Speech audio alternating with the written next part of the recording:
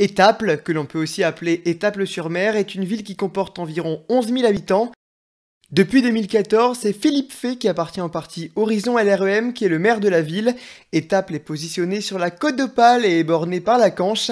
La ville est particulièrement connue pour son port de pêche et de plaisance. Cette commune a acquis la dénomination station classée de tourisme. Cette qualification est attribuée par décret et pour une durée de 12 ans.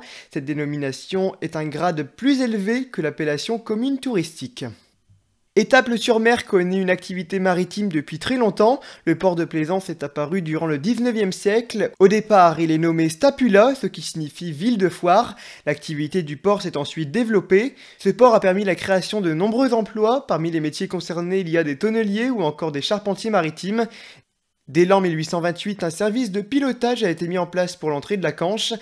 L'activité commerciale a par la suite décliné jusqu'au début du XXe siècle. En plus du port, la ville d'Étaples comporte également le musée Maréis.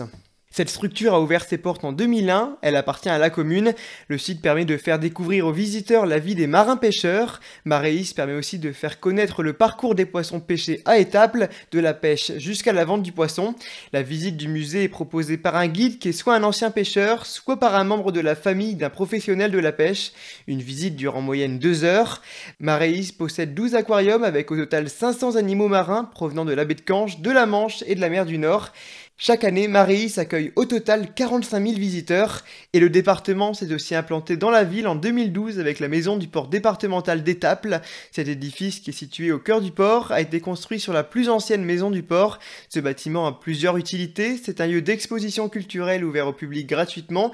C'est aussi une résidence pour les services en charge de la gestion du port et il s'agit également d'un lieu d'accueil pour les acteurs de la vie du territoire ou d'orientation pour les touristes. Régulièrement, la maison du port départemental propose des expositions. Et cette année, l'exposition est consacrée aux peintres Fernand Sievenard et Juliette Dereul. Vous pouvez vous y rendre cet été du lundi au dimanche de 10h à 12h30 et de 14h à 18h.